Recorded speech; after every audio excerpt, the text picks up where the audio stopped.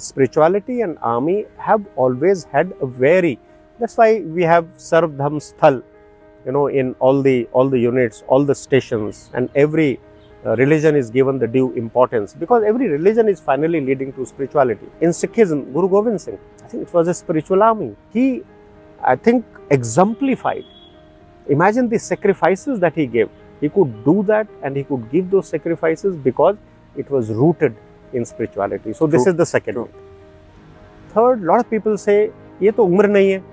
Lot of young, Shivam, young people like you, why should I go into it spirituality at so early?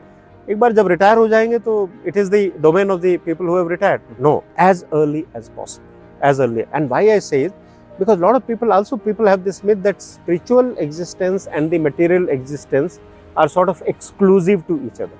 Well, I think the spiritual understanding makes you empowered to go through the vicissitudes of life, which you will encounter in your material existence. True.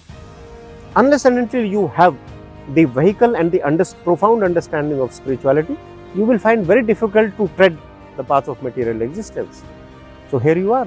So spirituality is very important for you in your daily day-to-day affairs. Yeah. Why should you bend it for retirement? I think as early as possible. There are a lot of people also have this myth कि शायद भगवे वस्त्र पहन के you'll have to go to some gufa or kandra. No, you have to be here performing your duties.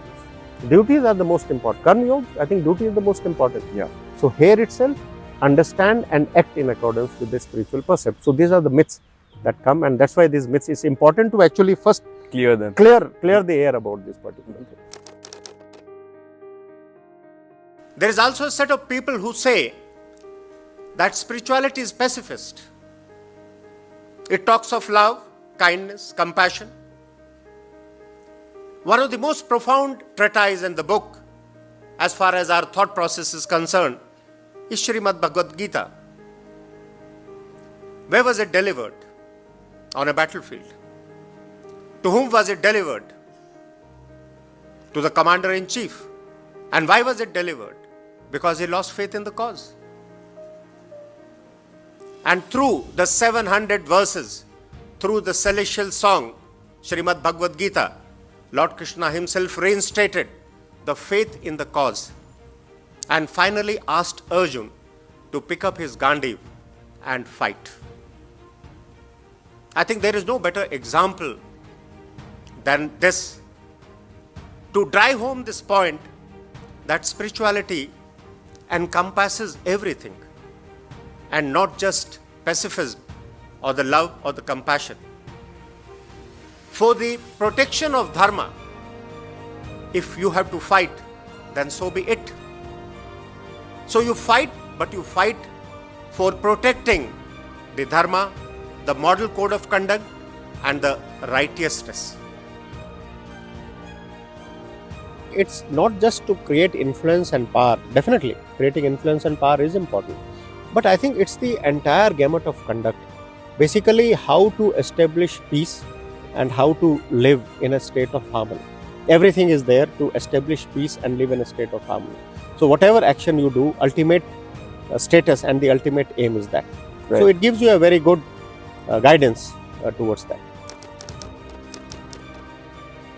I think India definitely has a very strong, very robust strategic culture, which is very old, which is very ancient.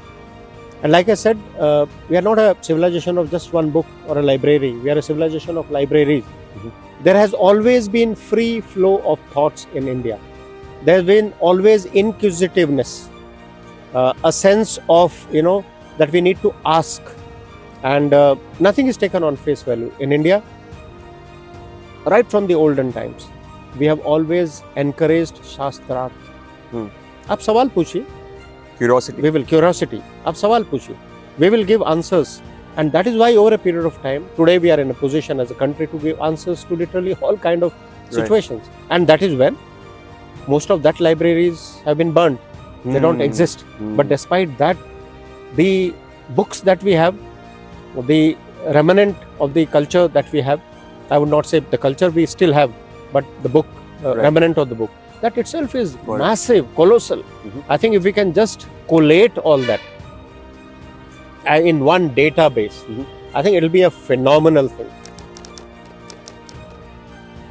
You are on a journey, even without you realizing. Even if you don't realize. Even if you don't realize it, you are on a journey. But what happens when you realize it? That's why they say, they call about self-realization. What is self-realization? A lot of people think, you will see a light, you will have this experience, you will have that experience.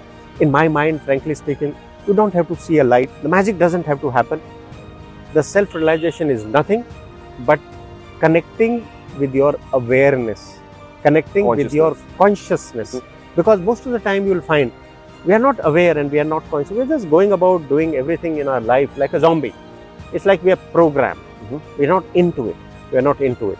So connecting with your awareness. When your attention is in the awareness, you are a self-realized person. That's it. Right. And once it happens, it's a no return. It's a no return. Then you stay in that. True. Stay in that. You might be doing everything like a normal person, but you dwell in that.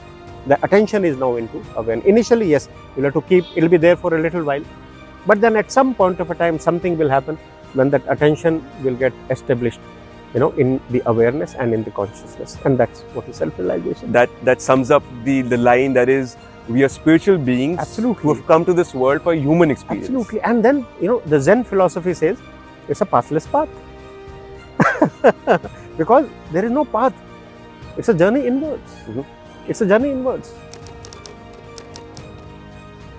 Spirituality is something that comes to you. If I am not ready for it, I can't go seeking for it. When did it come to you, sir? How did it come to you? I would say that I think it was right from the beginning. It was there, but if I have to tell you in a very focused manner, it started in Glacier, Siachen Glacier. It's a very interesting story. So Siachen Glacier, when a unit goes, I was the second in command. So my commanding officer had taken the first induction for a period of 3 months, and I was responsible for the second induction. And you are there for about 3 months, but if you take the induction, it spills over to good about 5 to 6 months. So I was there in the second induction, and it was during winters. There in my base, I used to take a walk every day, morning and evening, 45 to 50 minutes of walk.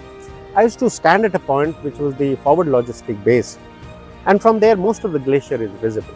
So I used to look at the glacier. I used to look at the might of the nature. All around you, you're surrounded by peaks which are more than 20,000. All 20,000 is peak. You have a glacier, the Siachen Glacier, the biggest glacier outside the polar region, 73 kilometers long. Anytime, anything can happen.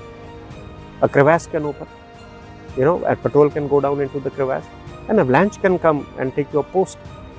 And you are there, and you are known as NG Tiger. You are responsible for not only the sovereignty of that piece of land for your country, but you are also equally responsible for the lives of the people that you command. Now you, as a minuscule person, as an NG Tiger, how can I do my duty? How do I? Yes, you adhere to the SOPs, you keep talk, you lead, everything is done. But that is the time against this might of nature. And you realize your own insignificance. And I think that is the time possible that revelation came, that if you have to do a task like this, possibly you need to align with a higher power. And I think that's possibly when a very focused realization came, that I think to do and perform my duty of this nature, of this magnitude, in this inhospitable terrain, where the temperature is minus 52, minus 53 degrees Celsius, there are howling winds, and that's the fury of the nature, that's the mightiness of the nature. So then I think it's important to align. And I think that's where, in a very focused manner, the spiritual journey started. It's a wonderful thing, because one is that you served for about 44 years, if you include the 4 years of the training period also. And after this, so one is that you have a very good, you are settled, that you did a great job, you did a good job. And job is not just attaining a particular position, but I think it's how you have been able to contribute, what you have been able to contribute. I think that is what is more important. What possibly I wanted to do, I was able to do. And having superannuated from that position, having done what you wanted to, or what you were set to achieve, I think it's a very good time now to sort of sit back, reflect on what you have been able to do, and also it's a time to sort of do and take up pursuits and put your energy in issues and things which hitherto you were not able to do. So primarily spending time with your family, that was number one, because you remain quite busy. You're moving around quite a lot, so you're not able to devote that much of time towards the family, towards the family issues. So I think that gave me, and also meeting people, your folks, your acquaintances, your relations. So post that, I really went on a social outreach. I would call it a social blitzkrieg. So I went out, I called on people, I called on the relatives. Unfortunately, the time that I retired, that was also a very period in which a lot of marriages also happened. So there are a lot of marriages in the family. So I've attended most of them. There are times when I attended at least 6-7 marriages, literally in about 10 to 14 days period. And each marriage you go, you meet your relations, you meet your acquaintances. So it's been a very good time. It's also this thing where I thought I'll be able to, because I have a huge reading list. So I've been able to pick up and read. I've been able to follow my passion. Like spirituality is one such passion. I've been able to read up Indian strategic thought, our strategic culture. That was again one arena I thought that I should be able to. So I've been able to read that. Then these two books that I wanted to sort of write. One about my wife, because I thought it's an inspirational story. So Shalini, A Life Extraordinaire, would soon be launched on 19th of February in Dehradun, in Clementown. And the second book is my PhD thesis. This is Beyond the Battlefield. This how spirituality can be an enabler of military leadership. So this is, this idea came when I was the Corps Commander. Because I have been a practitioner of spirituality in the day-to-day things, including, applying the leadership skills. So suddenly this thought came to me that if I have applied it, and if I have applied it successfully, and I have felt the positive spin-offs of this, then I think it is important that this should be told to everybody, and it should should be institutionalized in the armed forces. So that's how this idea came when I was in Trishakti Corps, and we took up this idea, and I started working since then. And we formed a core team to sort of reach out to find a little more, and I'm very happy that I was able to complete my PhD thesis and was able to submit when I was still there in Harness. And immediately after that, the convocation ceremony took place. And though I personally could not attend the convocation ceremony because I was busy elsewhere, but I think it was a good feel that I have been able to complete this task. And this vision of creating a book like this has also come true. So this is the second book that would also be launched on 19th of February.